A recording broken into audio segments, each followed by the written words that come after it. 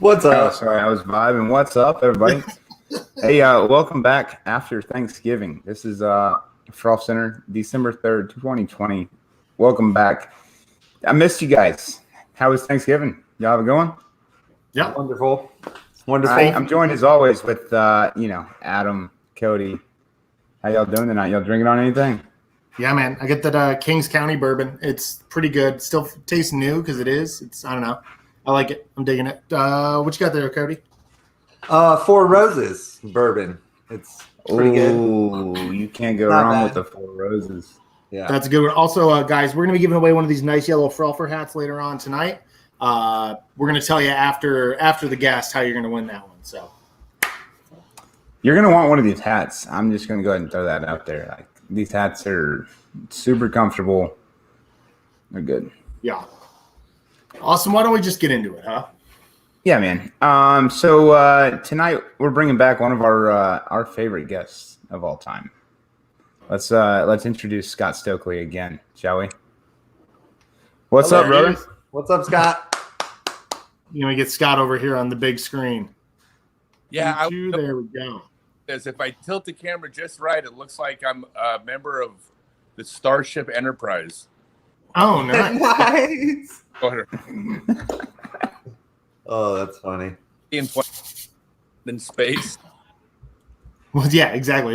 I mean, I guess you could throw it really, really, really far, for sure. You could. Scott, welcome back. First of all, you were our first guest ever, so we're super pumped to have you back. Tell the people, what are you doing these days? Where are you? What have you been doing for the last few weeks? Well, I'm not going to tell you exactly what I'm doing because I don't want to get you guys banned from public radio, but this is YouTube. We're good. Oh, YouTube. That's even. I think that's worse. I am traveling around. I'm on tour permanently forever. My girl and I have no storage unit. Everything that we couldn't take with us, we threw away, including every single dress shirt and tie I owned. Never to be. I don't know. I'll probably have to buy one someday for my own funeral, but until then, I got golf clothing and T-shirts, and we are doing what I'm calling disc golf adventure touring, which is we're playing tournaments. I'm doing lessons. I'm doing tons of content, all that. You know, I got to pay the bills, somehow. But we're going and spending our time in locations where we can do outdoor adventure stuff. So we are backpacking and kayaking and canoeing, rock climbing, mountain biking, four-wheeling, caving, scuba diving, just doing cool outdoor stuff, which in 2020 is the perfect time to be out there in the middle of the desert by ourselves. So it's nice stiff breeze, just blowing all the particulate away, all that good stuff. Yeah, it's sketchy, but it's not sketchy in the middle of the desert. No, yeah. So that's why we get to keep playing, yeah. What made you start doing podcasts? We've seen a couple of them. We saw you had Paul on the other day. Yeah. Will you get blocked from YouTube if I use the word attention whore? No, we're good. Okay, cool. To my fellow attention whores. No, I wanted to do my goal with the podcast, honest to God, I want to talk to cool and interesting people that have nothing to do with disc golf. And most of them, if I just called them out of the blue and said, hey, I'm this guy, read your book, will you talk to me for an hour or two on video? They're not going to do that. So my goal was to have a podcast, build an audience using the disc golf community, and then kind of leverage that to get to talk to cool and interesting people. So I have, I just talked to I just did an interview with a guy that has 7 world records. I have lined up 2 podcasts, one for this girl punk rock guitarist who's been around forever. Another is an actual gangster rapper that I'm not saying his name, but you guys have heard of him. He's agreed to be on the show. And they weren't talking to me if I didn't have a platform that could help them sell their books or music or something. So that's my agenda. Oh yeah. That's amazing. Awesome. So did you get your ideas from any other podcasts? Like, what's a normal podcast? Like, what's your favorite podcast you listen to? Well, I don't want to publicly acknowledge that I'm gay for Joe Rogan. So let's just say that I listen to a lot of podcasts, and I want to be like all of them.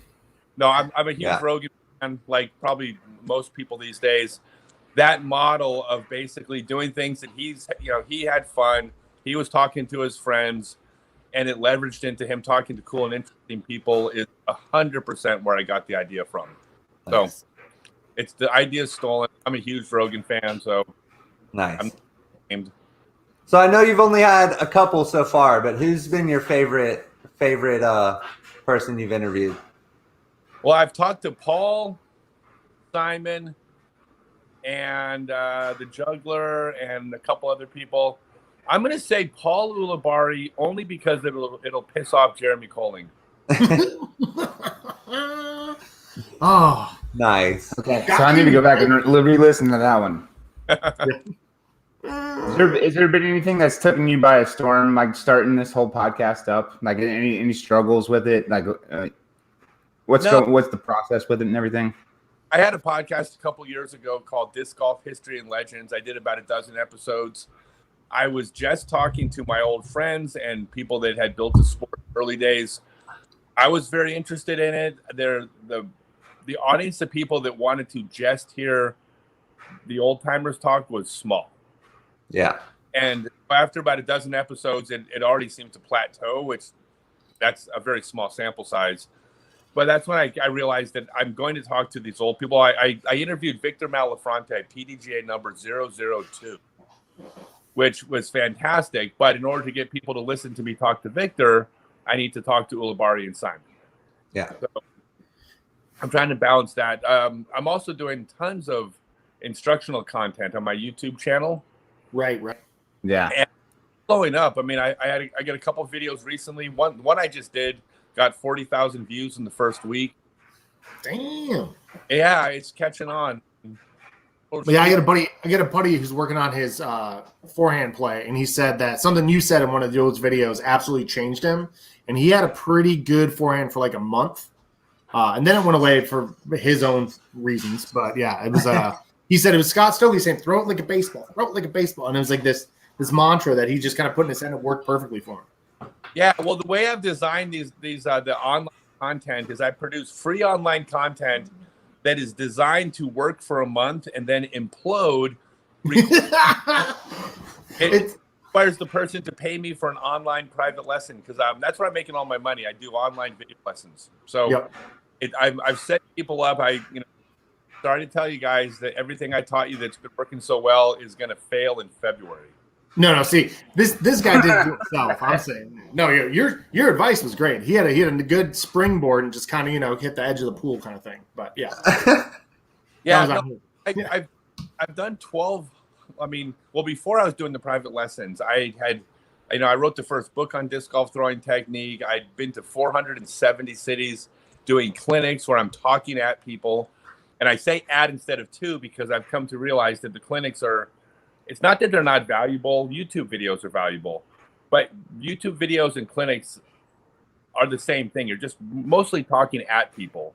Mm-hmm. And I started doing the private lessons. I mean, I've been doing them for years, but I started focusing on them.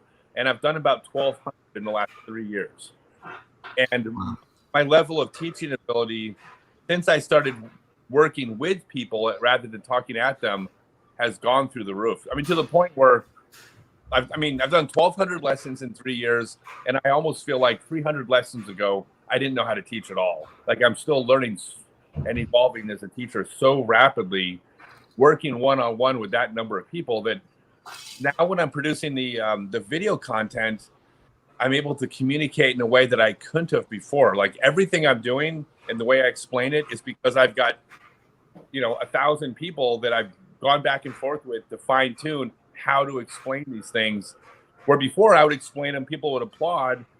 That was my only feedback, really. I didn't actually explain it and then watch the throw 1,000 times.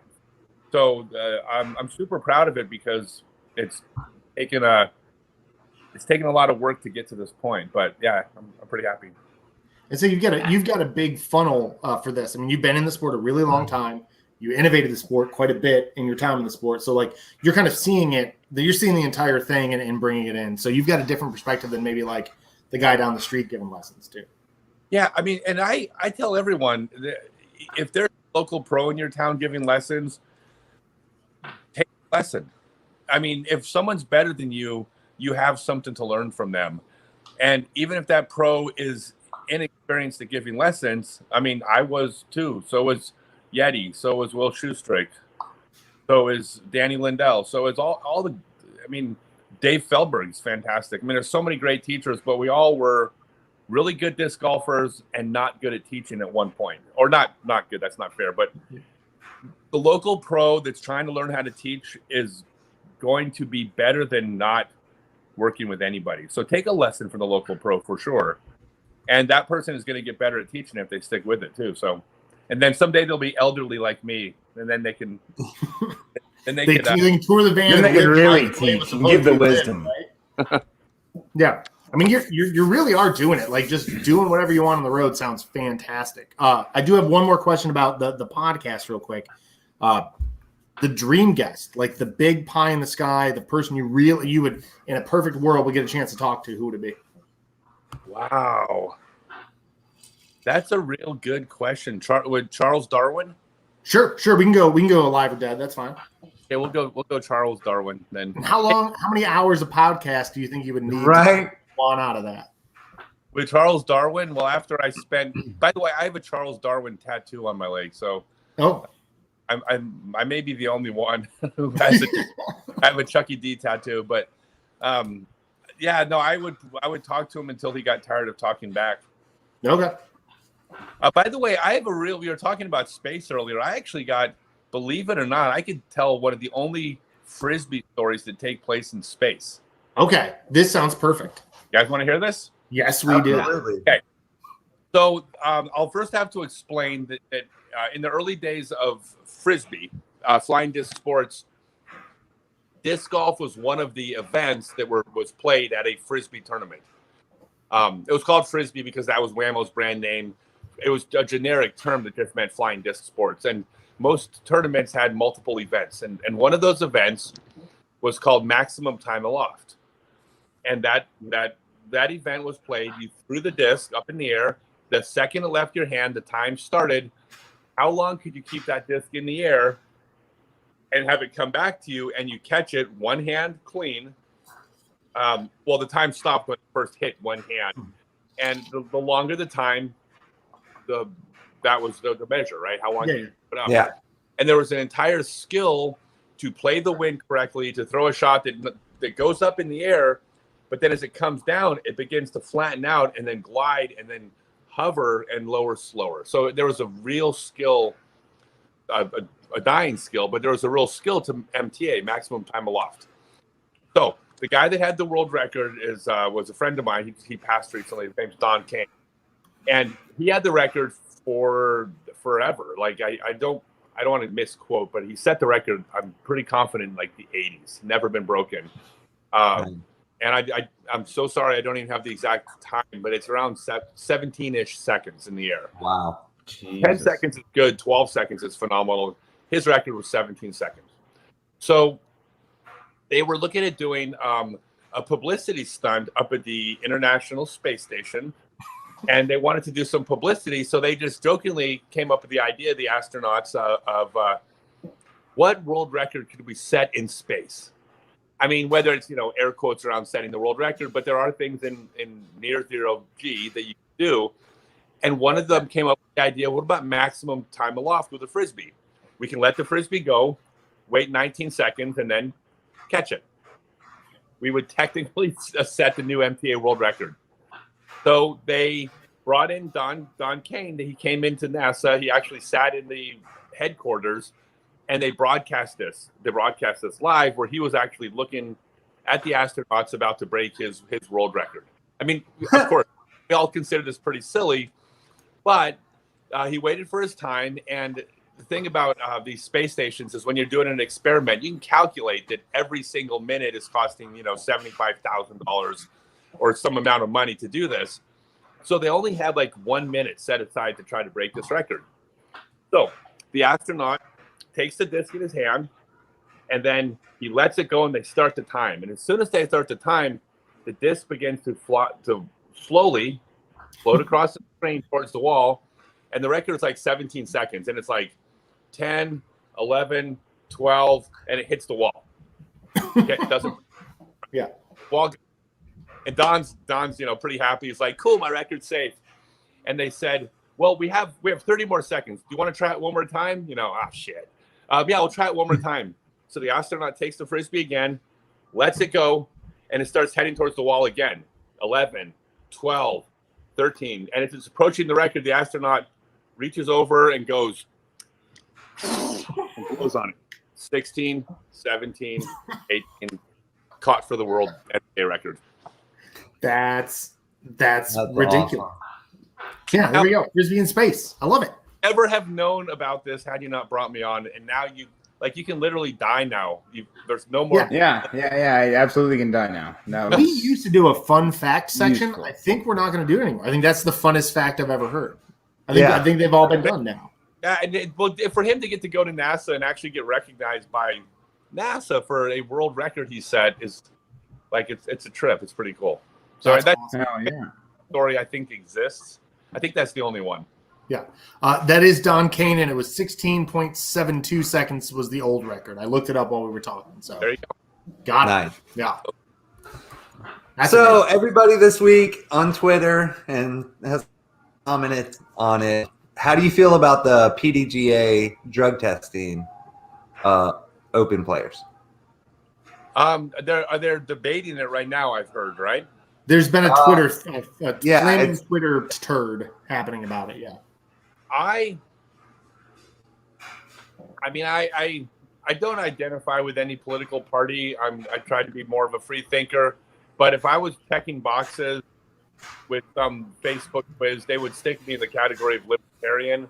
Mhm.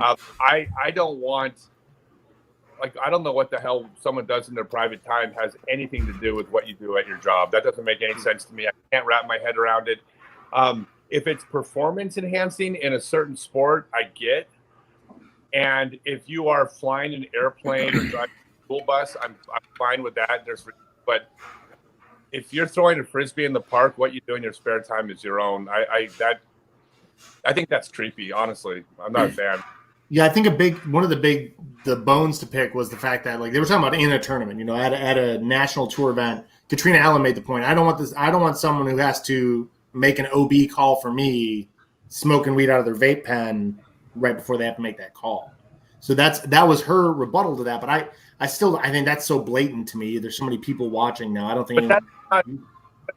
But illegal drug use at tournaments has always been illegal. Right, that's always illegal. Yeah. But when you test, if you test, there's no way of measuring where that took place. You're right. Yeah, it's the Ross Wrigley Bondi thing. The Canadian snowboarder.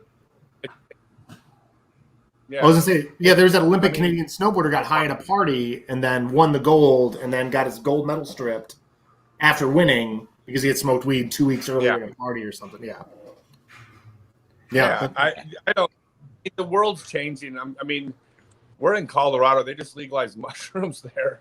I mean, I'm not living in Colorado, but there are places in the country that are just astonished that this isn't even an issue. I don't. Yeah. I get it. And by the way, for what it's worth, go find a player. Go ahead and poll your viewers. Has anybody ever seen me smoke pot at a tournament? You're going to get crickets. I've never done it. Oh yeah. I've never participated. The rules have been very clear about when it's a tournament. So I personally have never felt it's okay to do a tournament because it's against the rules, and I've never felt that I was allowed to pick and choose the rules. No, yeah. I mean, I'm not being I'm not stating this because of my own self-interest. I don't like. Yeah. I know. I actually had, to be honest, it's probably been 6 months since I even smoked at all. Yeah. But I play anyway, so I'm just a libertarian. I can stay out of my bedroom. Mm-hmm. Yeah, exactly. There you go. It's an opinion. It's a players' organization. If the players universally or majority were in favor of this, I would defend their right to make the rule. If the majority of players wanted it, their organization, our organization, I have to abide by what my organization decides. So I support their right to make the case. Why not? Yeah. What do you think about what would be a performance enhancing drug in disc golf? I mean, would it be Adderall? Would it be testosterone? Would it be and what would they even be looking for? Do you think? I mean, what I can't think of. It's other than just general sports drugs. Sorry, I know some top players who take Adderall when they play. Right. Yeah. And it's prescription. And I do testosterone replacement therapy. Right. So how do you say what's right and what's wrong in these situations? That's what's hard for me is thinking about disc golf. Like, what is a performance enhancing drug for disc golf? I mean, any type of hormone. Like, I mean, they're all performance enhancing. What I do is performance enhancing. I have to go to a doctor. I have to get labs every 2 months. I have to take my levels up to where they're supposed to be. And but is that performance enhancing? Yes, absolutely. But it wasn't for the purpose of disc golf, necessarily. Well, it's the purpose of my life being better and more, and that's disc golf. Yeah, so bigger than disc golf. It's performance enhancing. There's no way around it. Yeah. So are multivitamins. True. Oh yeah.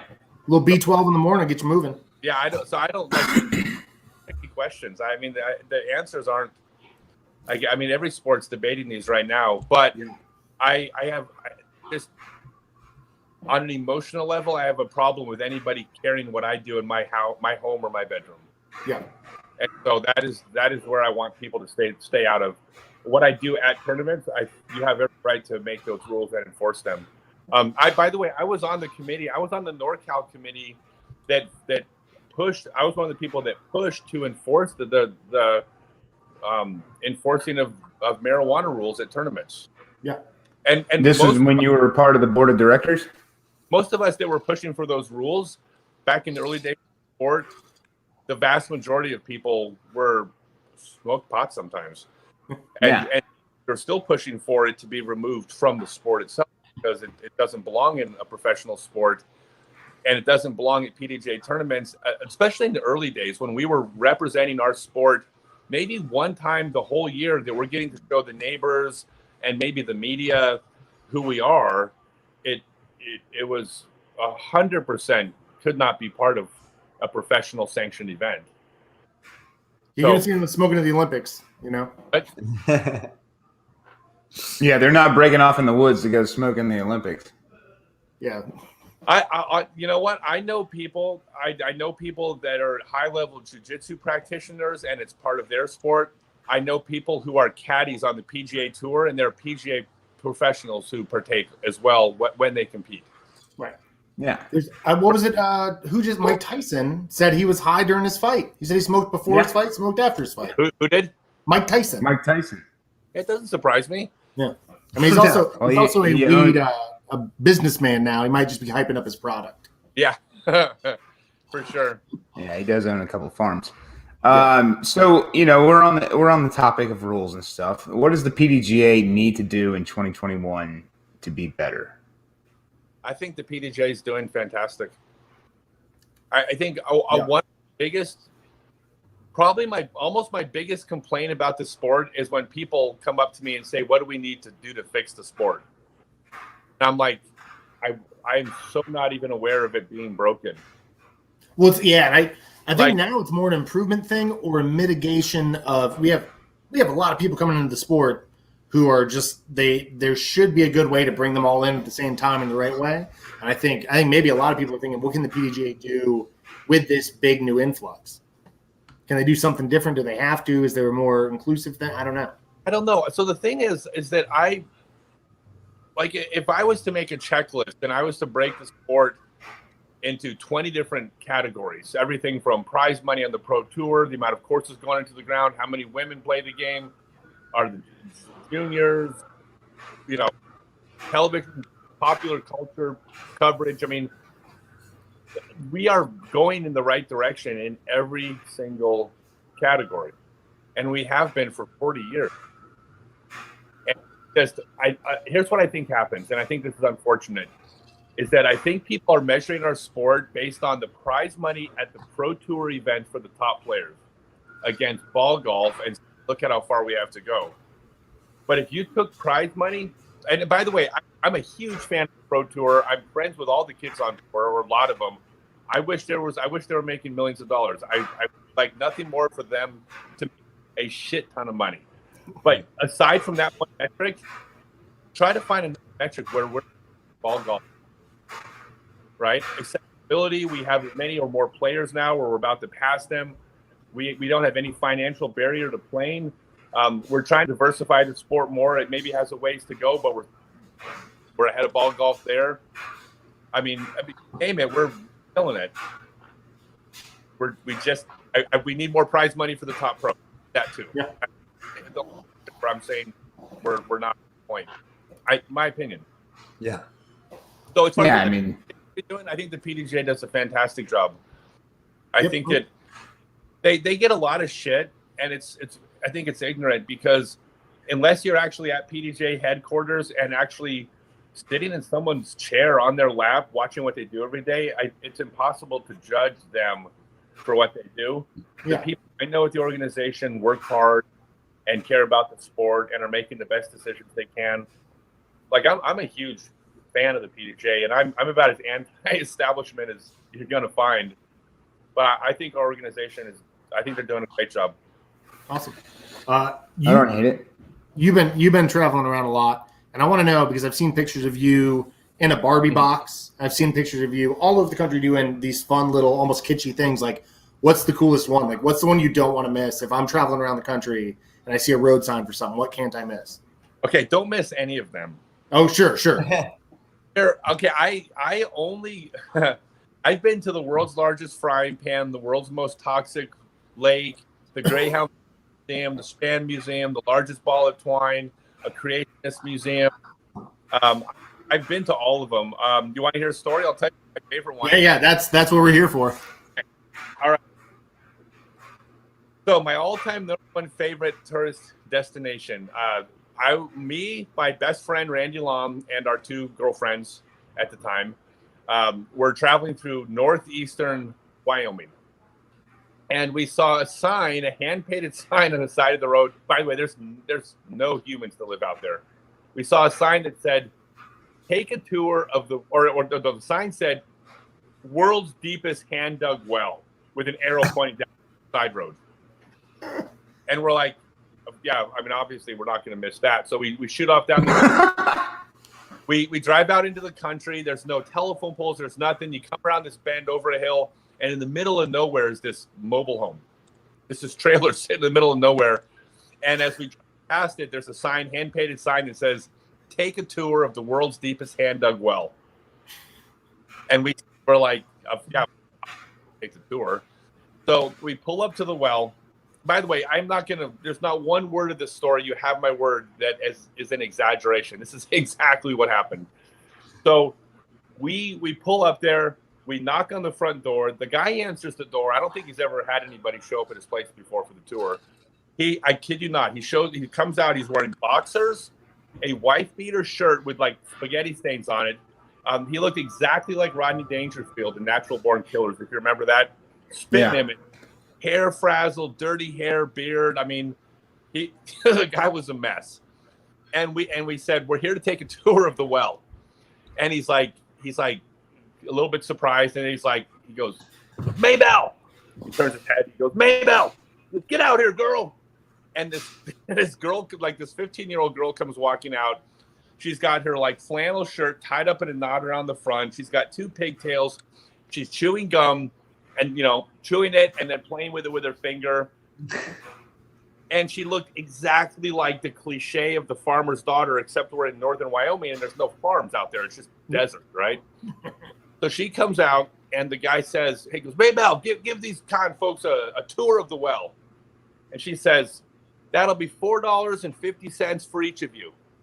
So I hand her $18 and she says, "No, it's $4.50 for each of you." Oh no! And I said, "Yeah, here's the $18." And she like rolls her eyes at me and she says, "Oh my God, the sign says each of you have to pay $4.50 to see the well." Finally, it dawns on me that I'm going to have to count out money, and all four of us each individually paid her for the tour. You're teaching this child how to count at this point. We are. It was. I mean, and by the way, if you think it was creepy, it was as creepy as it sounds. Yeah. So we go out and we go to the back of this mobile home, and there's this little like concrete well, a few feet, like a real traditional looking well, like a thing with a bucket hung over it, and there's a hole on the side of it with a ramp that goes down, and we climb down this ramp to the bottom, like we follow her down. It's about probably 15 feet. I mean, it's a decent sized hole. Yeah. Probably not the deepest hole ever dug No. by hand, but she takes us to the bottom of the hill and she looks at us and she says, "My great-great-grandfather dug this well with his bare hands. Thank you all for coming," and just gone. That's a succinct tour. That's a and nice then he short didn't tour. get murdered, which is the greatest part of it. That was the entire tour of the well. So the reason why I know that her name is Maybell, because when we're driving off, I forget who it was, but someone in the car looks back and says, "Someday, Maybell, this will all be yours." Oh my God. So for years we were talking about Maybell and the well. Now the funny thing was, just for fun, I Googled the world's deepest hand dug well about a year ago, and I guess Maybell was her nickname because they had a different name, but I promise it was Maybell. That's what he called her. And when I looked it up, apparently her father died. She inherited the world's deepest hand dug well and sold it off to some land rancher or something like that. It's not there no more. I'm sorry. But now I'm thinking, like, for $18, Maybell said like 9 words, so she's making $2 a word. Like, that's pretty good. That's like Malcolm Gladwell pay. That's big money. That's big money. That's like Jim Carrey money. So I got one here. I got one you guys can go to. So if you're ever in Hibbing, Minnesota. Hey, that's where my whole family's from. Are you? So you've been up there? Yeah, the Iron Range. Okay, so you know what I'm talking about. So in Hibbing, Minnesota, is the Greyhound Bus Museum. Yes, right by an old disc golf course. Yeah. Okay, so the best thing about the Greyhound Bus Museum, there's 2 things about it that are great. The first is, come to find out, Greyhounds never stopped in Hibbing. Right? So it's just this random town that has a grift. But the other cool thing about the Greyhound Bus Museum, they don't have a single Greyhound bus at the museum. It's a building that has things in there such as like a bunch of photographs of how the Greyhound bus seats have changed over time. So there's a brake caliper. This way, they designed them in 1963. They increased the armrest by an inch in 1974. Yeah, and that is a tourist destination you can go to. But you went to the mining thing, right? No, we didn't see the mine. We were at the disc golf course that if you throw a bad shot, it lands over there. Yeah. Yeah, next time you're in Hibbing, go to the mining museum. It's way better. I'll send you some pictures of. I don't like way better. You're the guy looking for the dive bar, right? You're looking for like the smoky, terrible. Oh, it's so good. Felt pool. It's past the sausage museum. You drive by a sausage factory, and then you get to the Greyhound Museum. Yeah, I was just all I can think, and like there's not a Greyhound. There's no Greyhound bus at the museum, not one. And so all I can think is that some person was a fan of Greyhound bus. He bugged enough where they cut him a $15,000 check and sent him some shit in their garage, and he built a museum for them, but they weren't going to give him a whole bus for the Greyhound Bus Museum. Yeah, nice. I don't miss any of those. We were driving from Colorado to Nashville, and it took Adriana, what take us 9 days? Okay, so to get to where we're in Nashville now, to get to Nashville from Denver took 11 days because we stop at every single thing. That's awesome. Yeah, that's my. So what are you guys eating on the road? Are you staying healthy? Or are you just eating Arby's every day? Or no, we cook all our own food, so we do mostly stuff. So we actually, because we're not eating out, we're actually honestly it's steak and seafood, and we actually eat really because a couple gigantic steak costs less than dinner to cook it yourself. So we eat like royalty, right?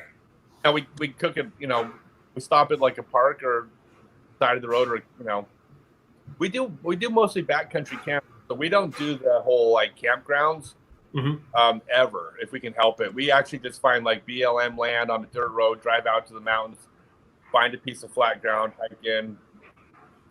So Scorpions be damned. Yeah. Yeah, they're scorpions. Ugh, not for me. Not for me. A lot of trail mix. I love trail mix. We do a lot of trail mix, but yeah. How many discs do you travel with throughout the season? Right now, I just got a golf bag full and then a stack of putters to practice with. Nice. Yeah, we're super minimalistic. So we actually, well, what happened was when we took off from Texas in June, we had a 32-foot RV that we were traveling in, which is huge. And then we were towing our Jeep because the Jeep is what we're going to play in, right? We're going to park the RV. We're going to tour in the Jeep.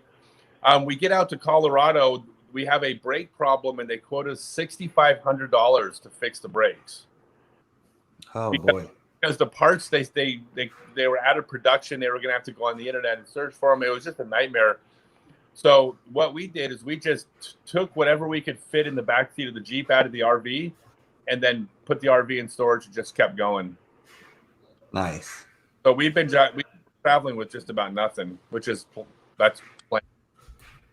This feels like, I don't know if you've ever read that book Zen and the Art of Motorcycle Maintenance, but it's this, big head shaking book, right? And it kind of feels like that. You're just kind of you're looking for the quality of life in the deepest, darkest corner, not darkest, the deepest corners you can find it with the least amount of stuff. It's very, big. Yeah, I know we're leaving Nashville in about a week and a half, and I don't know where we're going. Okay. Like we haven't we're probably going towards Florida because we want to do some scuba diving, but we haven't actually God's honest truth. We're probably gonna head out of Nashville, pull over to grab lunch, pull out an atlas, figure out where to go. Hey, if you come through Atlanta, we got you. Come hang out with us. Atlanta would love to have you. Yeah, we would. We show you a good time if you guys want to stop for the night. Is that by what's that place called? Something Bridge. What? There, Something Bridge in Atlanta. Oh, a bunch of them. There's Jackson Street Bridge is the one everyone photographs. No, it's the one where all the whores are. Oh, Cheshire Bridge. Okay. Cheshire Bridge. Yeah, it's where Midtown Bowl is. They've got the peep shows in the basement of the lingerie shops. Yeah, that's Cheshire Bridge. It's where all the strip clubs used to be back before COVID. Yeah, that's what. Yeah, I know. That's the only. I live closer to Magic City, which is where all the rap concerts happen with the twerking strippers. I live very close to that. You should ask your guests about Magic City in Atlanta when you have him on. Some of them will know. Yeah, he'll know about Magic City. Gangster rapper, he will know Magic City. It's a very famous place. When the MLS team won the MLS Cup, they took it to Magic City, and there were videos of strippers dancing on the MLS Cup for soccer, which was great. So yeah, it's really funny. I want to have him on the show because I'm going to try to compete with him about how hard it was for me growing up. Yeah, are disc golfers as wild or as hard as you? I mean, you grew up pretty hard, but also you've got some road stories. I'm sure he's got road stories. Like where those line up is going to be really fun to hear. Yeah, well, no, hey, when I say my life was hard growing up, I'm going to tell them about how there were two people on my cul-de-sac with a more expensive boat than ours. And, that was rough, man. Yeah. Oh, that's a real shot there's a real kick in the yeah. I grew up in the richest, whitest, most conservative suburb of Los Angeles, and I couldn't stand it. I mean, these are not my people, but nobody would confuse it with being a hard upbringing. What did your parents do, Scott? Well, my dad died when I was young, but my mom was a real estate agent. Oh, okay. Yeah, and I really raised myself because my mom in LA, she figured out if she worked really hard and did real estate in a real expensive neighborhood, have me in a good school. In LA, if you're in a bad part of town, you're in a bad part of town, especially back in the 80s. That was in the middle of the crack era. There were lots of places you would drive 20 minutes to go around a neighborhood back then. So wow. So she worked all the time. So I raised myself, and that's when I found frisbee golf, because it was frisbee golf back then, back in 1981. And that's where I was raised by the Oak Grove Gophers Disc Golf Club. Oh, yeah. Yeah, that's how it all happened. And the reason I was adopted by, or one reason I was interested in the club, I didn't fit in my neighborhood. I grew up younger, like pretty blue collar, probably middle class, but certainly not rich suburbs. And then I went from there to the rich suburbs when I was 11, and every like we did fine for sure. Like we weren't struggling by any measure, but I didn't realize that at the time because all I knew is that every kid had a nicer bike than me. Every kid had designer clothing, and I didn't fit in at all. And here was this frisbee golf club at the end of town that was a bunch of old hippies, and like I was just adopted by the club, and those were my people. So I didn't fit in the town, not even. But again, I'm not. Nice. It certainly wasn't what anybody would use with a hard upbringing. So I'm gonna lay it into them pretty stiff. Yeah, that'll be fun. Yeah, and if you guys haven't read Scott's book, I've read it. It's absolutely incredible. It's available all over the world. We've got scottstokely.net underneath Scott here, just so you guys know. You can get it there and get it on Amazon. It's fucking awesome, if I do say something. I'm actually up the first of the next book right now. Oh yeah, is that an exclusive? Have you told anybody else yet? Well, no. I guess we're breaking in an exclusive, but it's not going to be out for a year. Yeah, sure, but that's still, to know it's coming is enough for me. I'm very excited. Yeah. Yeah, well, my life has taken place in 3 parts. So I played disc golf and did nothing else until I was 31. And then I dropped out of the sport for 13 years. And that's when things went, well, I mean, some of those years were really, really fun. Some of them, it got dark at the end. And then, in 6 years ago, I came back to the sport. So what I wanted to do with my autobiography is the first book was my life growing up disc golf. The second book is called Disc Golf. That's going to be the 13 years away from the sport. Yeah. I don't know. It was messed up. I mean, it's not a disc golf book, but then the third book is going to be finding disc golf. And what a good way to enter this part in your life, your physical real life, where you're saying, I'm going to go interview these people who are not disc golf, and to be working on the book about the time you were away from disc golf. It feels like a good shift, a good natural shift. Yeah, I'm having a blast doing it for sure. I mean, disc golf saved my life several times. Disc golf has been the most constant thing in my life that it keeps. I mean, it's what keeps me tethered to doing well. And when I strayed from disc golf, which has only happened twice in my life, but the 2 times in my life I strayed from disc golf, things went bad. Yeah. And it's like I need the community to keep me grounded in things that are good, in a sense. And it's strange because I'm real independent. I'm a very good person with very strong morals and ethics. And I mean, I've never been out there doing bad things to people, trying to harm people. I've never lived that life. But I've been self-destructive when I've been away from my base. And so now I'm never going to pull that way. I mean, I won't leave the sport that far again. So. Yeah, it's goals for me. I find the same thing. If I'm not focusing on disc golf one way or another, trying to get my rating up or trying to work on this one tournament coming up, like I get distracted and I end up doing, going out and doing stupid stuff. It's like just having a goal for the year, having the goal for next month is always a good thing to have, I think. Yeah. It is. Yeah. How much do you work on disc golf?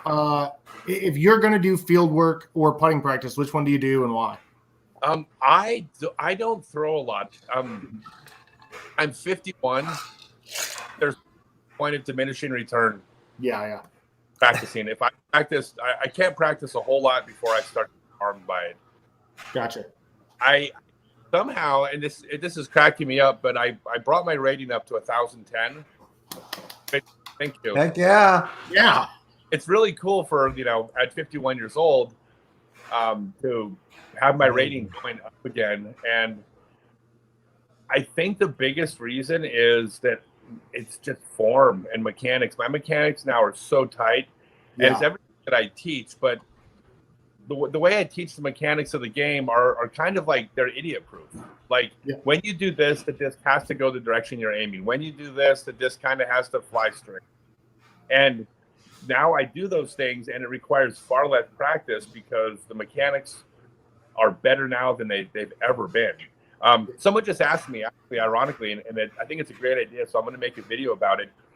They asked me, what do I think of my form back in the 90s when I was competing?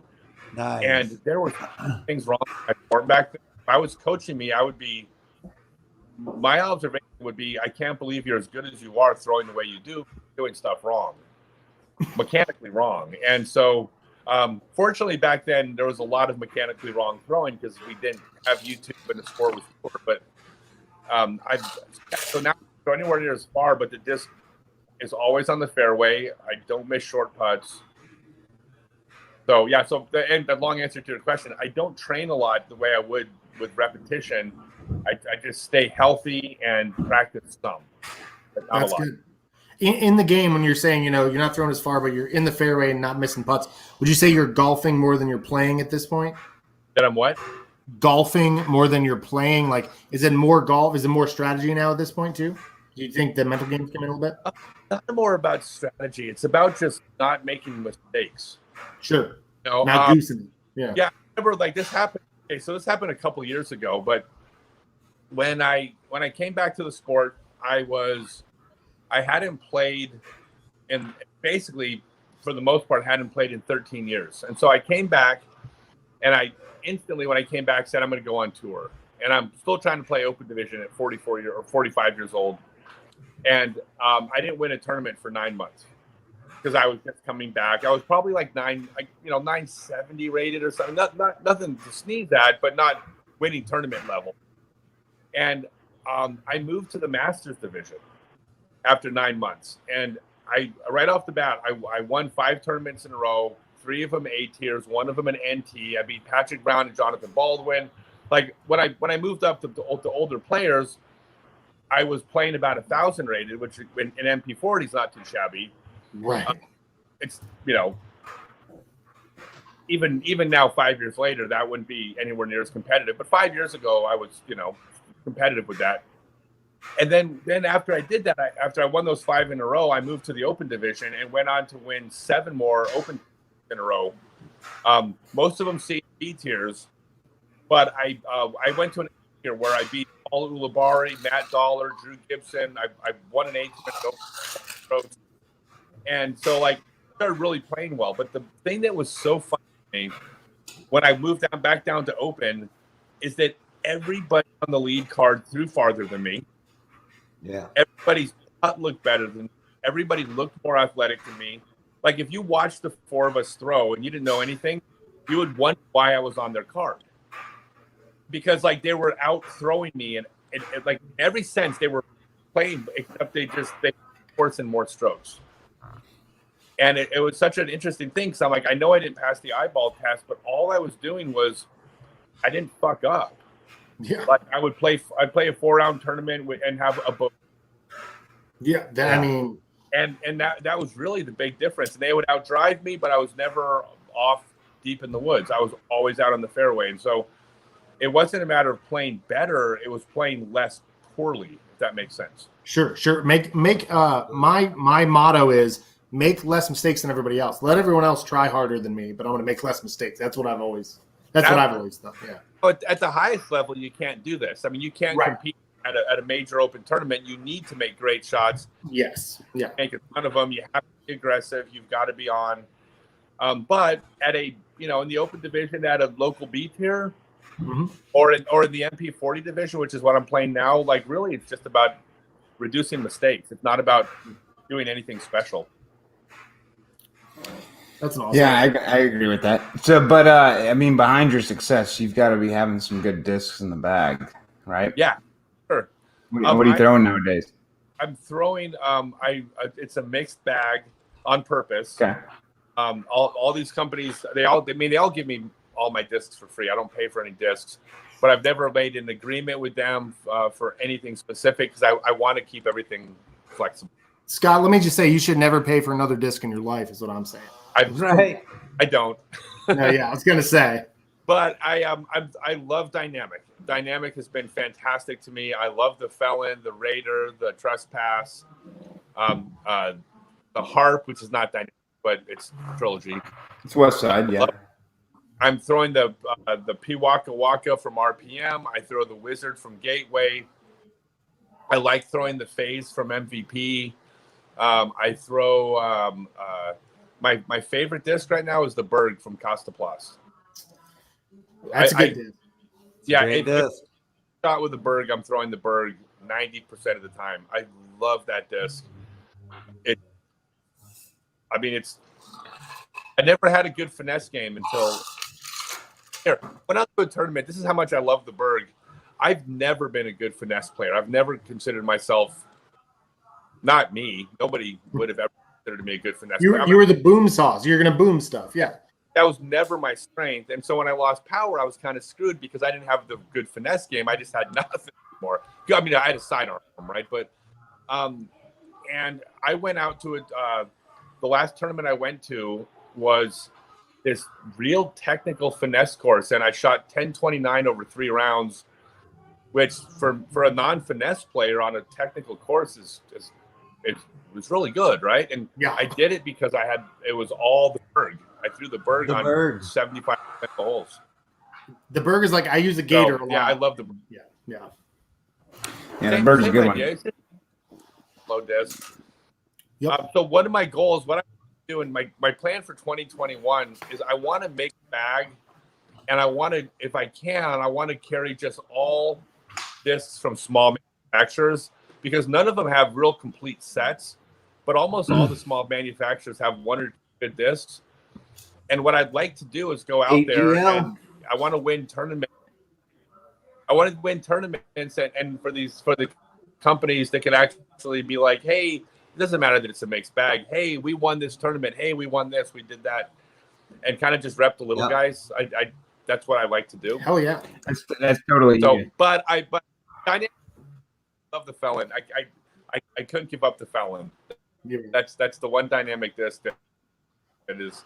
Felon guys will always be Felon guys. Yeah. We have friends over at Above Ground Level Discs that they're a small company, and I'm sure they would send you a couple of their favorites. And it comes with a seed you plant. Adam, where are they? They're California, I think. Yeah, they're California. What? But it's Above Ground Level AGL. They do the manzanita, the cedar, the pine. Yep. Sorry, the audio cut out. No, I've talked to them. Oh yeah. You talked to them? Yeah. They've been here's what I've done. I've actually now that I'm working with him to go out and represent me when arrangements with these companies, because I don't want any money from anybody like directly, or when a bigger company would give me stuff. But my theory is that a lot of these little companies, if they're each giving me 7% of what a bigger company would give me, like that's in their wheelhouse. They could afford to do that for the promotion, and so I'm allowing an agent to actually put all this together and then present it to them. So that's actually happening right now. That's pretty nice. Yeah, and that's the way of the future now with Paul Macbeth doing that, getting an agent. And I heard a weird rumor that Paul Macbeth's agent was the same one that got somebody else a deal. Like Paul's agent might be on both sides of everybody, like kind of playing the entire disc golf field. So we'll see. Yeah, his name's Sam. He's a real good guy. Hell yeah. I think the biggest challenge right now is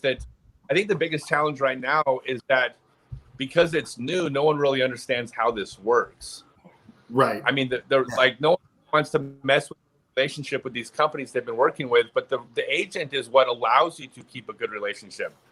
The agent talks all the shit that we don't want to deal with. The mediator. They figure it out, and then the player just gets to go out and throw. Yep. And then the company doesn't tell some player no, or they don't. You know what I mean? Like no one likes that negotiation part. So that's. So we Jason Light asked a viewer question about. He says, I have found that the more I teach, the more I am learning about my game. Do you get this as well? Yeah, absolutely. It's just I teach a philosophy of how to throw, and I don't mean philosophy in some metaphysical nonsense. I'm talking about a philosophy on how the mechanics work. But if I don't apply that to myself, then I must not really believe what I'm teaching.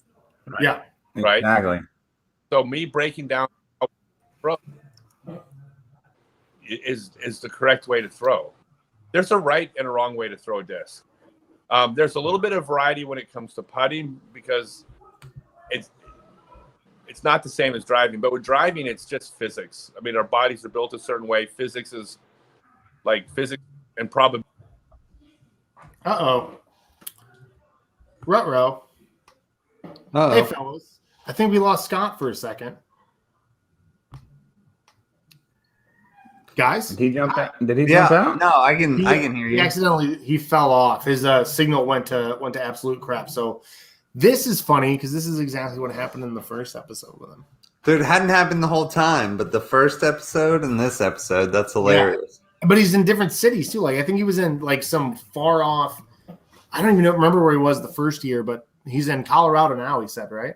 Denver, yeah. Or is he in Nashville? Nashville. Yeah, he went from Denver to Nashville. Took 11 days. That's right. Yeah, that's a bummer. Jamie Tin says no. Yeah, we're hopefully going to get him back. Scott got reconnected pretty good last. Here he is. I already got him back. All right, here we go. Get you back on the big screen, Scott. It's like deja vu all over again. There he is. You better? You can hear us? Got a little bit of audio. That happened last time too. Yeah, can you hear us now? It's because they live in Atlanta. No, let me try to remove and bring him back in. A little bit choppy. I can hear him. Yeah. Yeah. All right, can you hear me now? Can you hear us? Okay, so in answer to the, and I can answer the next question before you even ask me. Okay, Mm-hmm. you hear me? Yeah.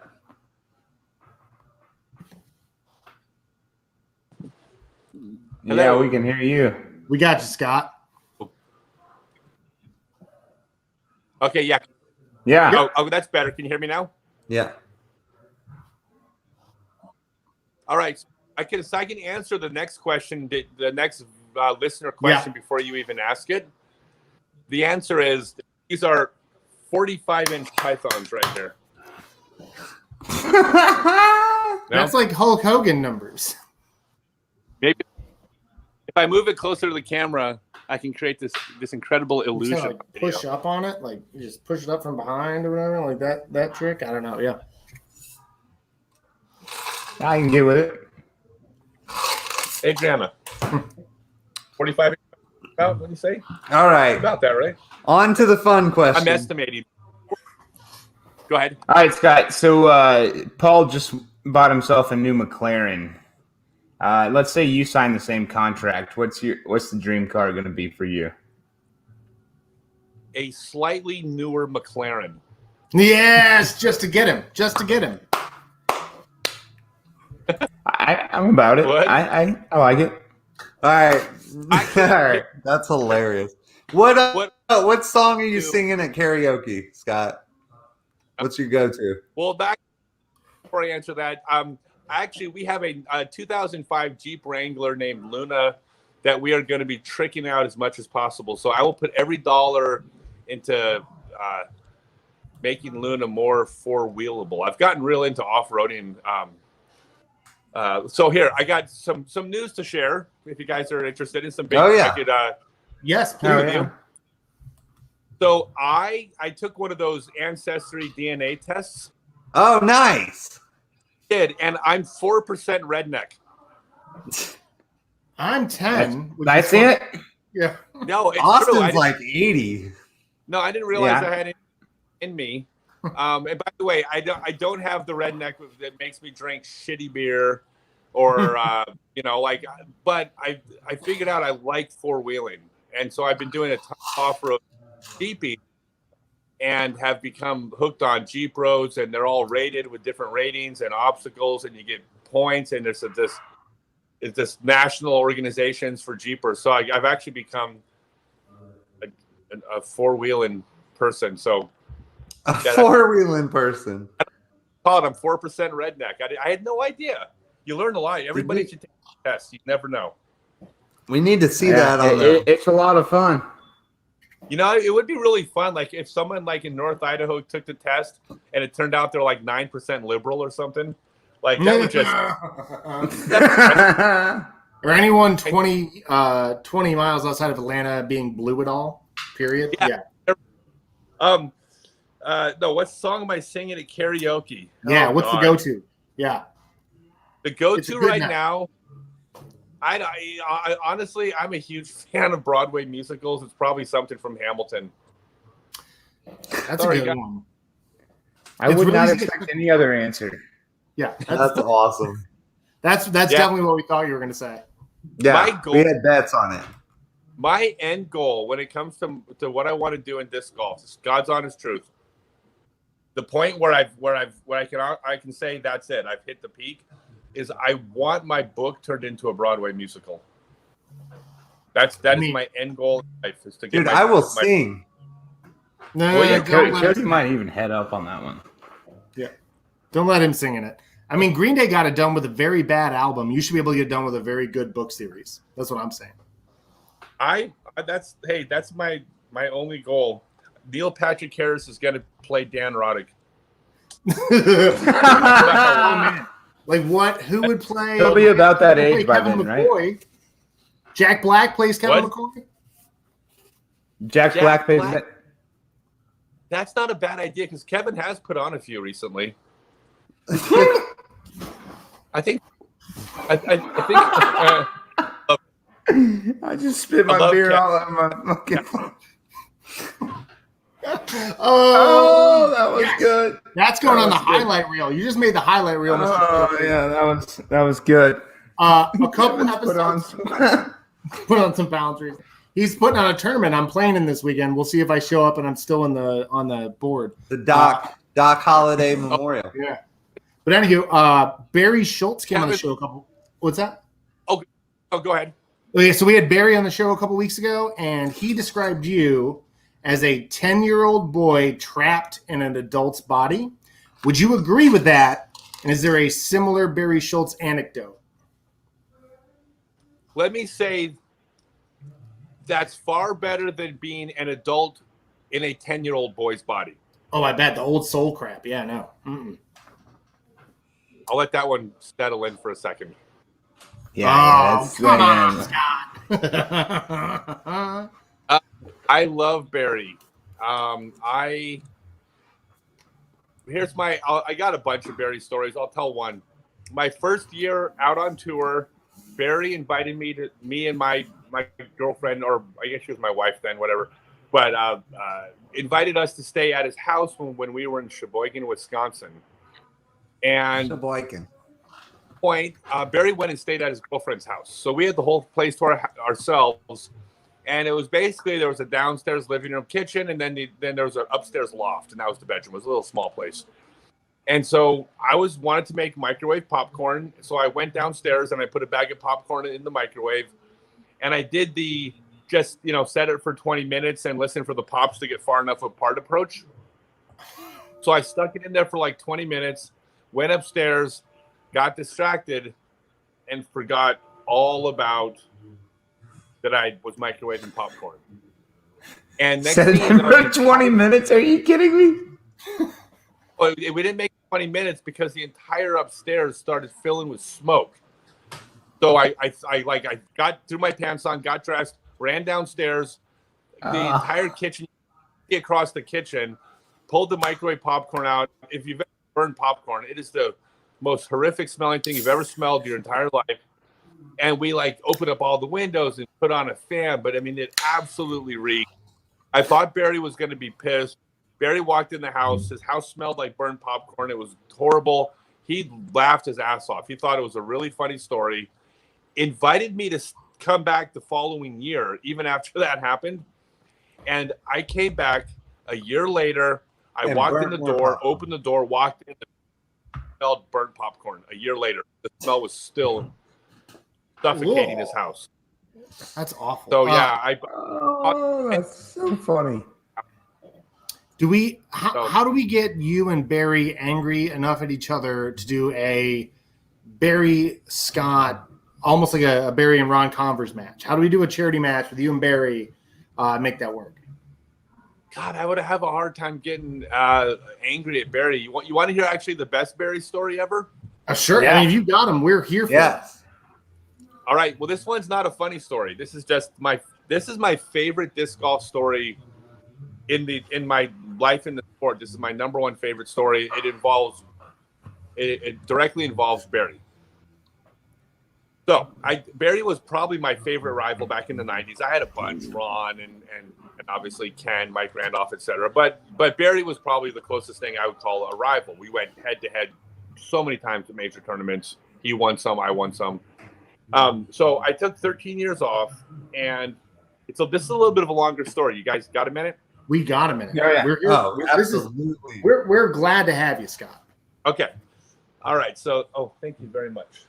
So I took the 13 years off from the sport. I'll try to make this part brief, but a bunch of those years were really, really fun, but they ended badly. I went through a bad divorce, decided that the solution to a bad divorce was hardcore drugs.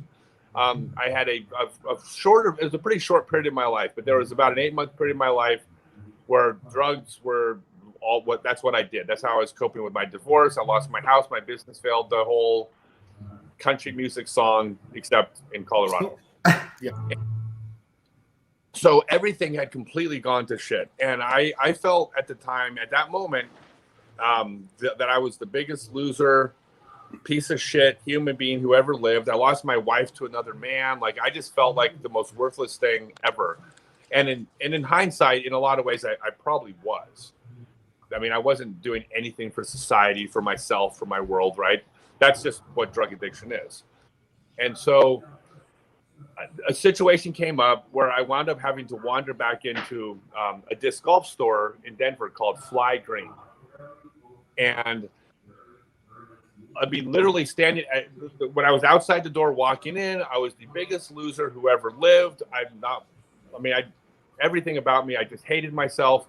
I open up the door of Fly Green, and the very first thing I see when I open up the door is a poster of me on their wall with my autograph on it. And I was like, what? Like, I didn't even think anybody remembered me. I'd been out of the sport for so long. And I was just like blown away. And I walk in the door, and the guy behind the counter just looks up, and his eyes get big. He's like, oh my God, you're Scott Stokely. Scott Stokely's here. And he runs to the back, and I hear him in the back room telling the other two owners, he's like, Scott Stokely is in our store right now. He's out front. They come running out. Two of the customers in there shopping for discs knew who I was. And next thing I know, I'm signing autographs. And like, one of the guys was telling a story about a throw that he saw me make in 1998 over some buildings at the campus course in Fort Collins. And it was the first moment in that position I was in my life at that point where I didn't feel like a loser. I mean, in a while, like, that was the moment I was like, oh my God, I'm not this loser. I'm Scott Stokely. I'm this somebody. They kept saying that I was their hero. And so I was like, I'm not a loser. And like, I walked out of the store, and 5 minutes later I was like, no, I'm a loser. Right. I mean, it doesn't just work that. Because quickly, drugs, right? I mean, drugs do this thing. Yeah. But it was the first moment where I went, oh my God, I'm somebody. And I recognized, I knew immediately that that's where my salvation was. Like, because I wasn't going to quit the drugs on my own. The people I was hanging out with were pieces of shit, just like I was. I mean, I wasn't hanging out with winners. And so I was like, I got to get back into the sport somehow. And so I started playing a little bit for a couple months, but still on the drugs, right? Yeah. Unfortunately. And so nothing was like working, but I knew I needed to get off the drugs. And so I was like, well, what am I going to do? I go, I need to go out on tour. And like, well, how do I do this? Well, I can't do this on drugs. How am I going to quit drugs? And so my solution was, I had 3 traffic warrants in 3 different counties. And I thought, well, I know how the system works. if I get arrested, I go to jail. I sit there for a few days. I go to traffic court. I wait a few more days till they can transport me to the next county's jail. I sit there for a few days, go to court, and like this is gonna suck. Kicking drugs in jail is the worst. Like it's hell on earth. It's However, though, isn't it? Yeah, it's not purgatory. Purgatory would have been lovely. Okay, okay. It's hell, and so I was like, but if I do this, I can get away from the drugs at least for like a few weeks, and just get some distance from this thing that has taken over my life. Yeah. So I went up to the courthouse. I did as much drugs as I could get into my bloodstream out in the courthouse. I walked in the door of the courthouse high as fuck and said, I have warrants, take me to jail. And Scott, they happily obliged, and I spent it. What? For the viewers, what I mean, if you don't mind sharing, what are we talking about when we say drugs? I was doing some synthetic drugs out of China. Okay, yeah, some weird. Legal at one. Yeah. And amphetamine. Legal, they were legal, then they became amphetamines. Okay. They were produced at a medical laboratory. Right. It's that one molecule off gets through the trade. Yeah. Especially the nootropics, kind of the weird nootropic stuff. Yeah, that weird shit.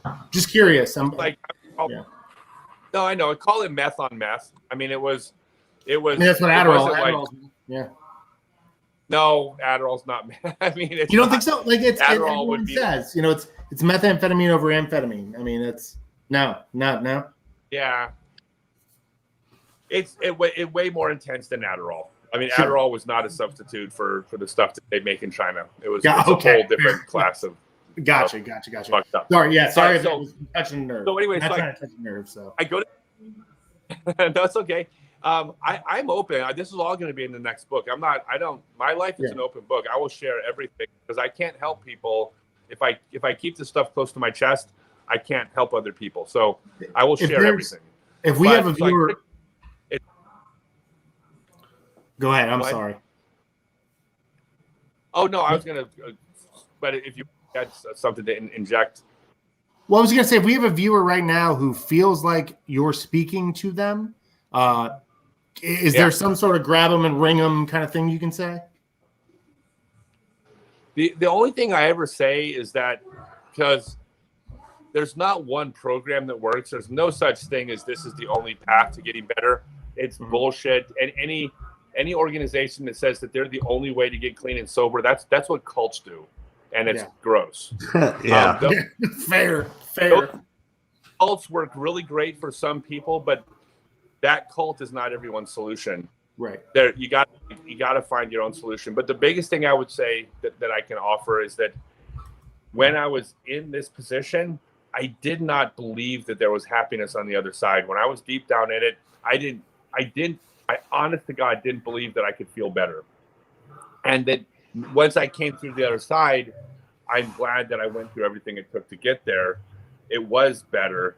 I couldn't see it at the time. And I think it's probably similar to someone who is facing issues with suicide or anything like that, where one of the biggest problems is you can't project this future of where you have happiness. And if you can't do that, why would you quit drugs? I mean, if drugs are what make you happy, why would you quit them? Why would anybody quit? Why forced treatment doesn't work for junkies who get arrested? It's like, if you believe that's the only thing that's going to make you happy, you can't tell them to give up the thing that works. So my only thing I can say is that way, and it turned out that I was wrong, that there was happiness to be had, but that's all. So anyway, so I go into jail. I spend my isn't it funny that I'm talking about going to jail, kicking drugs as the lighter part of this this story? We're bring it back up at the end, I promise. Yeah. Yeah. So I go in there, I spent like 3 weeks in there. It was absolutely as bad as I thought it was going to be. Other people are kicking drugs on the concrete floor right next to me. That didn't make me feel any better, but I was in good company. But after like 3 weeks, I came out and I'd been eating for a few weeks. I wasn't physically withdrawing from the drugs anymore because, the physical withdrawal is a very temporary thing. The emotional, mental withdrawal was still there. I still wanted to get high more than anything, but I had enough distance where I could like keep myself away. But I knew I couldn't just go out and get a job and then be clean and sober. Like I had to do something so I had to tour again. I had to get out and tour, but I hadn't played in 13 years, minus, a couple months of practice, a little bit of practice. So I didn't know what to do. So I called Barry Schultz. Nice. And I called Barry in North Carolina. I hadn't talked to him in 13 years. And I just got on the phone with him. And he's like, wow, where the hell have you been for 13 years? And I told him everything. And I said, Barry, I need your help. I said, please help me. Wow. And he said, well, he goes, if you want to train, why don't you come out to North Carolina and live with me? I'm living with Brian McCree. We're living right on the country course. And so we're on a private course. He goes, you can live with us and you can practice every day and get ready. No. Oh, that's the most amazing story I've ever heard in my life. Oh my God. When he gets back, we have to finish this story. Like this is, oh, here he is. We got him. We're right back. What? We got you. We can't miss this one, Scott. Yeah, you moved in with Brian Cree. We heard Brian McCree and Barry took you in. Yes, Brian McCree. Well, I call him on the phone, and Barry says, "Hey, Hey, Scott, you're coming to live with me." And then I hear him say, "Oh, hold on a second." And I just hear him yell, "Hey, Brian, Scott Stokely's coming to North Carolina, and he's going to live with us." And Brian didn't even. He went, "Oh, awesome, cool, love it." That was nice. it. Yeah, that's incredible. Anything. Yeah, and I said to Barry, Barry, I go, I don't have any money. And he says, I'm not asking you for money. Just get out here. You get here and you got a place. And I said, how long can I stay? And he says, well, as long as you need to. That was his exact words, as long as you need to. I mean, can you believe that? And so I was like, wow, holy shit. Barry Schultz and Brian McCree, every bit as much Brian as Barry, but the two of them were like, yeah, you come live with us and we'll take care of you. Take care of me, give me a roof and a start. And then, so I borrowed money from Fly Green. They gave me a golf bag full of discs and bus fare. And I got on a bus for North Carolina from Colorado. That's no fun, but on the bus, on the bus, I start messaging Chuck Connolly, Spike Heiser, who runs like 40 tournaments a year. I'm playing. Yeah, he's actually running the tournament this weekend. Yeah. Yeah. I Chuck, and I'm like, hey, Chuck. And he's like, I haven't talked to you in years. I knew him. I didn't remember meeting him back in the 90s, but he was around then. And I said, I told him my situation. I said, I'm trying to get my life back and whatever. I said, I don't have any money. And he goes, oh, well, I'll enter you in every single tournament that you come to that I'm running. He goes, I'll pay your entry fee. And then you just keep whatever money you win. You don't even have to pay me back the entry fee. And he actually says, I remember he goes, would that help you out, Scott? And I was like, yes, Chuck, that would help me out. Like, so, without paying entry fees, you win $100, $200 and you're living somewhere for free. Like, I was back on my feet almost instantly. Disc golf did that though. Yeah. And then even Brian Schwebberger picked me up at the bus station. The first thing he said, he goes, you can't golf in shoes like that. So he takes me shopping and buying me some shoes and clothing. And that's what a friend. That's my frisbee family. Man, that's huge. Yeah, it's everything. They saved my life, along with Fly Green and Gateway and Discraft. I mean, it takes a village, but it took a whole bunch of people. And I don't know if I would have made it without all of them, right? So and thank fucking Barry God, is right? part of. Yeah, Barry is I will never not owe Barry my life. That's all right. But I also have no problem shitting all over him if we're playing a match. There's Scott Stokely. There he is. There's Scott Stokely. I was gonna say, Chuck's doing a tournament down here in Georgia this week, starting day after tomorrow. Just saying, if you're trying to get to Florida, we got one coming up. Dude, Chuck is the best. One time he was at a tournament where he forgot to pick up the trophies for the tournament. And so at the award ceremony, he said the winner of every single division is going to get a empty beer bottle as a trophy. There was like 9 divisions. Dude. And during the award ceremony, he drank 9 beers. He would drink a beer, give out a bottle. Oh my God, I want one of those. Scott, this is going to blow your mind. This tournament was the Doc Holliday Shootout. Last year, they had a players' party at a terrible bar, terrible bar in Griffin, Georgia, called Doc Holliday's. Chuck left the leaderboards at the bar, and because 2 hours later than Chuck, I put them in my Prius and brought them back to him in the morning. Oh my God! Yeah. So this whole drinking and handing out bottles, that makes perfect sense. I've had some fun times with Chuck Conley. I remember we were actually watching a playoff game at Chuck's house. Barry was there. I was there. It was that same winter. Mm-hmm. And Chuck is drinking moonshine, honest to God moonshine, in a moonshine bottle and everything. And I don't know. I love Chuck. He's Chuck. Yeah. Chuck passed out unconscious during the game. We're watching the football game, and he's completely passed out for like an hour. And right out of the blue, he just he's snoring the whole works, right? And right out of the blue, he wakes up in his drunken stupor, looks at us, and all he says is, when it's 4th down on your own 10-yard line, normally that's when you punt. Remembers it. Yeah. Chuck's a special guy. I love Chuck.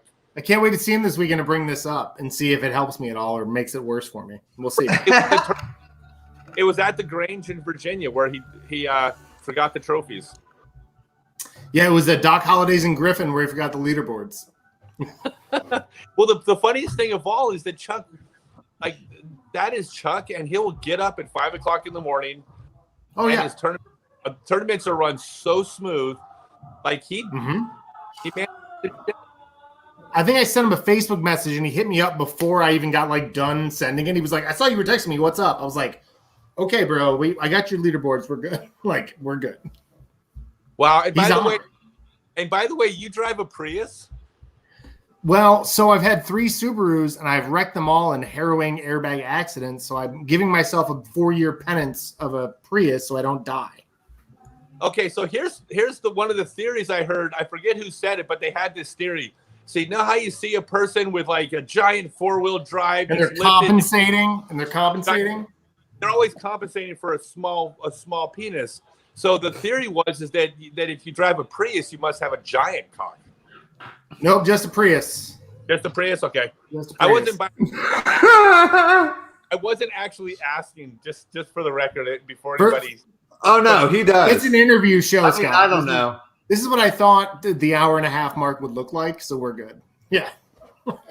Yeah. He's not trying to tell everybody he's got a fucking elephant trunk down there, dude. Come on now. Good thing Chuck has Tim Barr to help him this weekend. We'll see. Good thing. That's what's popping up. See, I don't even have my glasses on. All I see is. I'm sorry. Yeah, we got the viewer comments show up down here. He's got Tim Barr to help him. Kevin McCoy is going to be the liaison. That's Kevin's title is the liaison. So he gets to play and help work. Do you know that Kevin McCoy once streaked a players meeting before a tournament? Courtney and Kevin both told us that story. He told us, Courtney and Kevin. We need another one. What else you got? What else you got about Kevin? We need some deep Kevin dirt. Another Kevin McCoy story. Let's see. So Kevin and I won the World Doubles Championships together. And yes, he said Ted Chance says the damn show is off the rails now. Well, that's what we were going for. That's why we're drinking and having a good time. So when Kevin McCoy, when he and I won the World Doubles Championships, at the time it was right before I quit playing, and I was having back problems and I was really struggling. But I had won World Doubles and National Doubles just countless times, and so I was expected to win World Doubles. I did the year before, and so when Kevin and I won. He flat out carried me in that. What was the best moment from it? Is there one moment where you're like, "Thanks, Kevin"? I will tell you the best moment. So he flat out carried me for 2 rounds, especially the second round. I'm talking. I was struggling, and he played lights out. He played 1070 golf. I played 970 golf, and we won World Doubles. And as soon as we won. person after person after person came up to him and they're like, "Hey, Kevin, you won? Bet you're glad you played with Stokely." Oh God! So everybody thought that I like gifted him this title, and the God's honest truth is that it is the worst I've ever played and won a tournament, and Kevin won the tournament by himself, and nobody believed that he played, that it was him. So you guys are about the same rating right now. Who do you think would win? Do we need another showdown? No, I would. By how many strokes? Enough. 6. Doesn't matter. I think we need to get like a little. Let's go. K-Mac versus Stokely. I would, if I did not believe that I was going to beat whoever you put in front of me, then I shouldn't be playing sports. So true that. That's the Mike Tyson stuff. Yeah. No, it's true. Remember I told you that I switched to Masters division before I back for 9 months. The reason I switched to Masters was not because it wasn't because I was trying to strategize into playing in an easier division to get my game back or anything. The reason I switched to Masters was because the previous tournament was in Charlotte, and I went to the tournament playing open, and I looked at the field and I said, okay, Barry, Michael Johansson, and Jeremy Colling are going to take 1, 2, and 3 in Charlotte, of course. But if I play really well, I could finish 4th. And it was the first time in my entire life I went to a tournament and conceded victory before it started. I'd never done that before. And as soon as I did that afterwards, I said, I'm in the wrong division. Mm-hmm. Like I shouldn't be playing. I can't go to a tournament already. Like, and by the way, I wasn't wrong. I mean, I wasn't going to beat either of those 3 guys. And I was probably like 980-ish or something like that. I wasn't beating any of them in Charlotte. So what's the thrill in not trying to beat them? Yeah. So, like I would love to. I'll play him now. Like I'm 10-10. I'm competitive, but at the time I wasn't. Dude, we're gonna get you, Barry, Kevin McCoy. We're gonna do it. Somebody else, Cameron Todd, maybe North Georgia. Yeah, a little competition. We get a little southpaw or southern, the dirty South thing going on or something. Yeah, I like the idea behind this. I'm a huge fan of Jeremy Colling. Mm-hmm. He's too young. He's not as old as you. Yeah, but he's fun to pick on though. What's your favorite? What's your favorite big germ story? Give us a good big germ story. A good one, and this is all on video. I'll send you guys the links. You can post them. So my favorite big germ story, one of them anyway. There's a few, was I at we were at a tournament up in it was the Eric C. Yetter up in Philadelphia, like 4 years ago, and me and my girlfriend Mike and Jeremy stayed at Mike Cameron's house. So the 4 of us, stayed together for the weekend. And the only reason we're staying there is because, I saw Colleen and he's like, oh, yeah, you should stay with us. Let me talk to Mike. I mean, I love Jerm. I mean, he's one of my favorites. But so we're playing. And so he was going head to head with Andrew Fish. And so he asked me on Saturday. I don't know why he did, but he asked me. He goes, Scott, if I don't win on Sunday, is it okay to leave early? I mean, and skip the players. The award ceremony, I got a 9-hour drive back home. And I'm like, yeah, of course it is. Like, make sure, if you win, you got to stick around. But if you don't win, you can leave. Just thank the TD there. He's like, oh, yeah, no problem. And so he ended up finishing second to Fish. Of course. He takes off. Yeah. And so he takes off to drive back to North Carolina.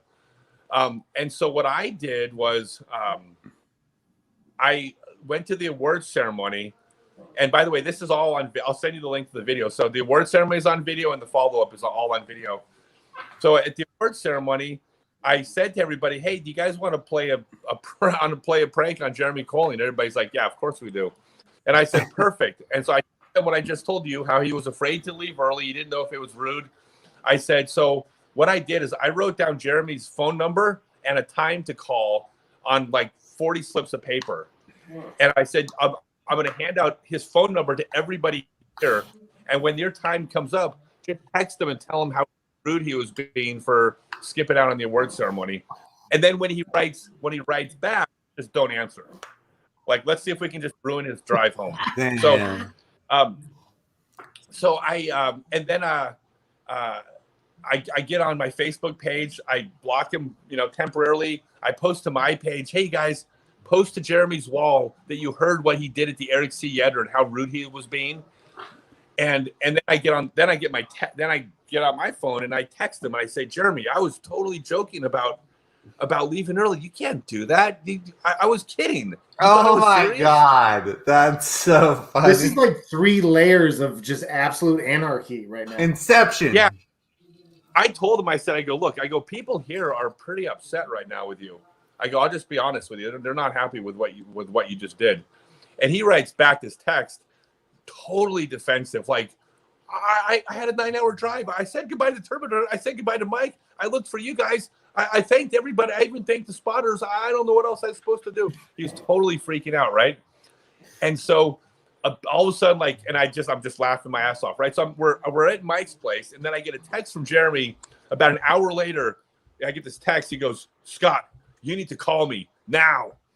And so I don't call him back because I know people are now texting him, telling him how awful he was. And so next thing you know, Mike Cameron's phone rings. And Mike's like, hey, it's Jeremy. And he goes to pick it up. And I'm like, no, don't answer. Maybe he'll leave us a voicemail. Sure as shit. Jeremy leaves a voicemail in an absolute panic because everybody hates him. And so he leaves a voicemail on his phone. And then as soon as he's like, again, he's basically just about in tears. Because he's like, he's a really good guy. He's got a real soft heart. He was crushed by the fact that everybody was mad at him. And then, so of course, when he left a voicemail, we plugged it into a speaker, played the voicemail, recorded it, put it up on YouTube. Oh my God, that's fantastic! Yeah, he lost. His that shit, is amazing. Yeah, it's Jeremy. Yeah, I cannot wait to send this. Send this to him. Make sure he's somebody. If you're in the comments, tag Jeremy Coling right now because this is right. Perfect. Yeah. I'll send it. I'll as soon as we're done, I'll send it and I'll put it in. You guys can post it. Oh, it's great. The award ceremony where I'm getting everybody in on it is recorded, and then his phone call is recorded, and it's just perfect. Oh, that's so good. That's perfect. So Scott, we tried to get it to an hour and a half. It looks like we are there. Do you have an hour and a half? Mm-hmm. Yeah, and time flies when we're having fun, bro. You're gonna have to come back. We are booked through the middle of January, but as soon as we can have you back, we want to have you back. Is there any questions you would like to ask us? Any advice you would like to give us? Come on. We'd love to hear it. I think it's audio's cutting. Hopefully, you got any questions or advice for us? Can you hear me? Okay, so it cut out. Do you have any questions or advice for us? Yeah. Any questions or advice? Wear a condom. Wear a fucking mask. But I mean, the libertarian way possible. Not because the government tells you. No, but I want to keep my lungs safe. Yeah. And how about keeping other people's lungs safe? So I don't do it. Yeah, I respect others. Do it because. Yeah. Because you don't want to harm people. And what about us? You got any questions you guys, or advice for the show? No, go fuck yourselves. Let me see. So, how many shows have you? You are number 1 and number 28. So we're half a year now, 6 months. 1 in 28. That's awesome. We're about half a year right now, so that's pretty good. All right. And by the way, you all look like Bret Hart. Bret Hart. Well, so it's a trick we do. It's like the Van Halen thing. So when Van Halen used to make their roadies separate the M&Ms, it was to make sure that the roadies did their research on the rider. So we do the glasses thing to see if the people who sign up to be on the show see what the show is. Do the research. So if they show up with sunglasses, we're kind of like, okay, we know where this is now. We know where the relationship stands. Right. But no, that's it. Gotcha. Yeah, I about to. Well, I mean, you started with regular. Gotcha. No, I knew actually. Sorry, go ahead. Oh no, I was just gonna say I know the M&M story, and then I found out the real story that they weren't prima donnas, that they actually like had this reason for it, which I thought was. Then I was like, that's brilliant. It was Undercover Boss before there was Undercover Boss. But anyway, Scott, we are going to let you go, but we'd love to have you back. And I'm serious when I say when you come through Atlanta, please hit us up. We can play some golf with you. We got spots you can stay at. Let us know what y'all need. You can hook up to power, take a shower, all you got to do. But we want to give you the floor. Tell the people how to follow you, how to get a hold of you, what they need to buy, what they need to do. Give them the pitch.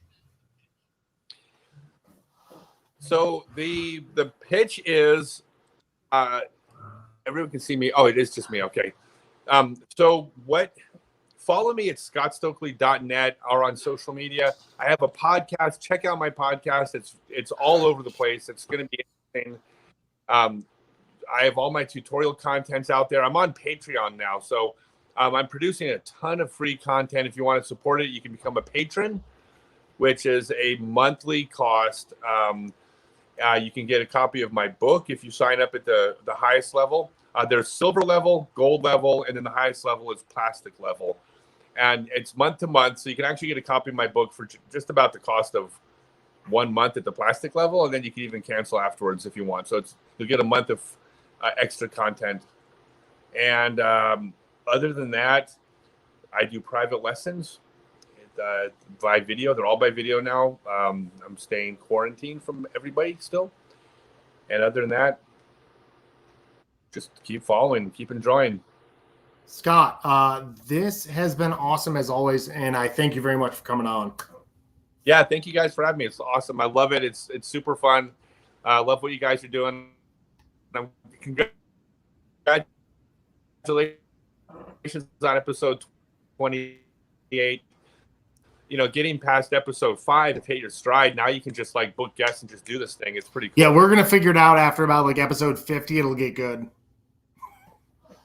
They say 50 is critical mass for YouTube content. Oh, really? I didn't know that. Like, yeah, there's a basic formula that kind of says that once you have enough content, there's levels where you're considered not fly by night, mm-hmm. and levels where you get enough people searching for you, and then liking it, and then watching another episode of the same show. That 50, it's not a firm number, but 50 is about the number where people say in hindsight, that's when things started really like picking up. It was around the 50th. Well, hell yeah. So you guys are more than halfway I'm there. really, so I'm excited to see your 50th episode. I'm going to say that very much. So it's going to be great. I'm going to have 50 porn stars and strippers. Here's the thing, Scott. We are trying to do a New Year's Eve show where we hand out the link that we give to everybody to a bunch of our friends and then come on for like 2 minutes and do a toast and say hello.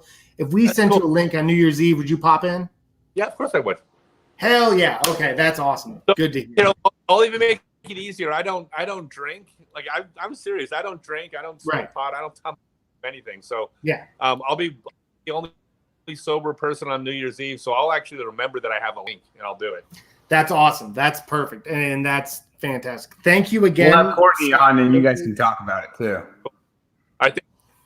Thanks, buddy. Peace, guys. Thank you, guys. See ya. Yeah. Every time with that guy, it's fantastic. Those are just all great shows. Yeah, and just like I love the stories he tells because I'm truly like I'm not just like disc golfer. Like I'm intrigued by the game. Dude, that Barry story, I've never heard that before. I don't know why Barry didn't tell us that.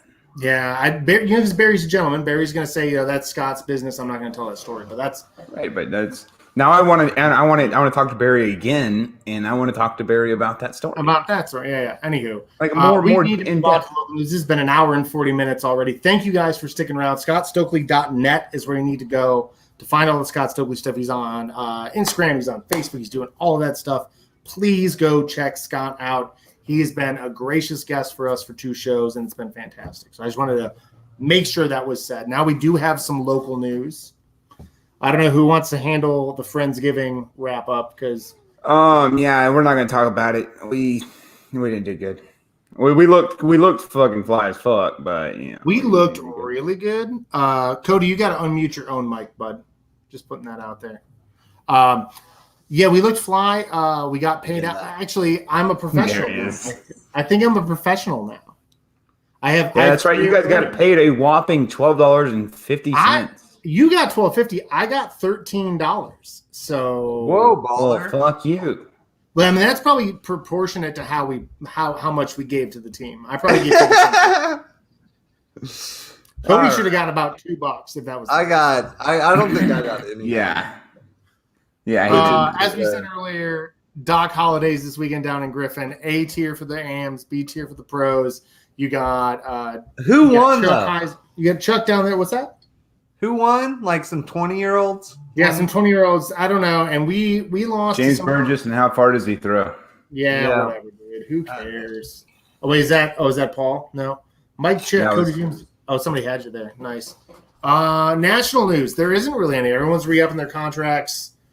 I mean, the contracts. I mean, a lot of the big names have already signed for multi-years. Brody got 2 years. Barry Arnson's an ambassador for Innova again. So. I'm really happy to see that they put Barsby up to the star team. Yeah, I didn't see anything. Well, of course, next week we have a guest where. Oh shit, we have a guest next week. Yeah, but they weren't on Star Team, and that was they were on Champ Team, which is the second team, and Air Force or what Air Champ? I don't know what team is. Why don't we give it away? Show them. Let's give it away. Our guest next week can talk about all the different levels of the Innova tour game because it's Philo fucking Brathwaite, right, dude. Honestly, the best. Honestly, my opinion, the best commentator disc golf has ever seen. He's incredible, and Ian and he work together really well. It's a very fantastic dynamic, right? It's not just Ian either. It was at the USDGC when he and Nate were breaking down shots. Right. Exactly. Oh my! I'm just saying, Philo is a guy he's like a Swiss Army knife. You put him in a situation, he can talk to anybody. So I hope he talks to us for a good long time. It's going to be a lot of fun. So. Yeah, I've played a couple rounds with Philo, and I look forward to picking his brain a little bit more off the course. It looks fun. For sure. Cody, did you have a fun fact this week? I mean, it was about moon earthquakes, but Cody, Scott Stokely gave us this. Scott gave it away, so yeah. The tip of the week. The moon has moonquakes. That's all I got. Dope. Agreed. Fucks yeah. Everyone's very excited for us. We got a hey-o. That's not ooh yet. Oh yeah. Oh yeah. My 2-minute warning this week was gonna be. I think it's the second time I've done it, but daylight savings time. Fucking why? I don't. There's no remedy. There are states and there are countries that don't do it anymore. Let's just not do it anymore. I don't get it. Farmers get up later and go to bed later. You move an hour. Don't move the world an hour. You move an hour. It's your problem. I don't care. That's a frustrating one. So that was it. Austin, you got a hot take or a tip for the folks?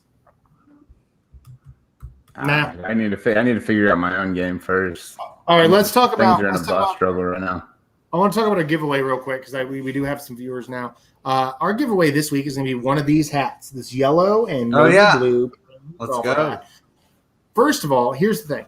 These hats are not these hats, but the black hat that Cody's wearing is available online at frolfer.com. We're selling those online. If you want one of the fun colored ones, you got to be in Atlanta. You got to come find us. We're not putting those online. So if you want one of these yellow and navy blue, frolfer.com limited edition golf hats, be the first person to give me a beer in the parking lot at Doc Holiday this weekend. Adam needs a beer. First thing, I'm going to be there at 7:15 in the morning with daylight, whatever. First person to hand me a beer, yellow Frolfer hat. I'm not even signed up for the tournament, but I might drive down just to give you a beer. Get another one of those. Right, get you a hat. I want another one. These things are going like hotcakes. Randy's saying they fixed it, and I was really hoping I'd be forced to play open now, just as a joke. I was really don't fix it. We should be playing pro. Yeah, I mean, totally kidding. She's got it fixed up, and I'm saying it would be hilarious if I was all of a sudden a pro. like for no reason, like at 887. It'd be hilarious. Pro beard. It'd be great for the show. It would be great for the show if I was all of a sudden a pro. Anyway, that's the giveaway. That's all I got. I think, is that the whole show? Did we do the weather? Oh, we didn't do. Well, look at this. Leon Molinick's the White Claw. Leon. Oh, you're the one who's been plates and White Claws around the courses. Let me tell you something about Leon. Leon called me this week to talk about some unrelated business, and literally was like, "Well, I know you're going to rag me on Frolfcenter for playing intermediate at Doc Holliday," and I said, "No, I'm not, but now I am." Yeah, now I am. Now I am. Why are you going back to intermediate, Leon? We talked about this, bro. He wants to leave you there, old Leon. Here was Leon's thing. He said, I know one of these updates is going to put me over the cap, so I need to get my intermediate win before I can't get one. Great idea. Don't you already have intermediate wins? His words, not mine. Also his words, White Claw, right? Those are also Leon's words. I love you, Leon. Hey, guys. It's been a pleasure. I love you guys. It's been so much fun. Miss you guys. You guys have a good week. Good luck this weekend. Yeah. Okay. See ya. Bye. Cody, you want to hit him with the weather? Sure. Here's the weather. Ooh. Damn, you know it's cold outside when you walk outside and it's cold outside. Absolutely, absolutely true. No true words have ever been spoken. Is it all me? No, hold on. I'm Adam. Thanks for watching the show. Like I said, give me a beer at Doc Holliday. If you're the first one to do it, you're going to get one of these yellow hats. Otherwise, if you want to buy a hat, frolfer.com. All of the links are on all of our social media. If you can't figure it out, you don't deserve a hat. Peace out. Hey, so if you're probably the second or third guy to give Adam a beer at Doc Holliday, you're probably still going to get a hat. Just saying. Thanks for watching all that.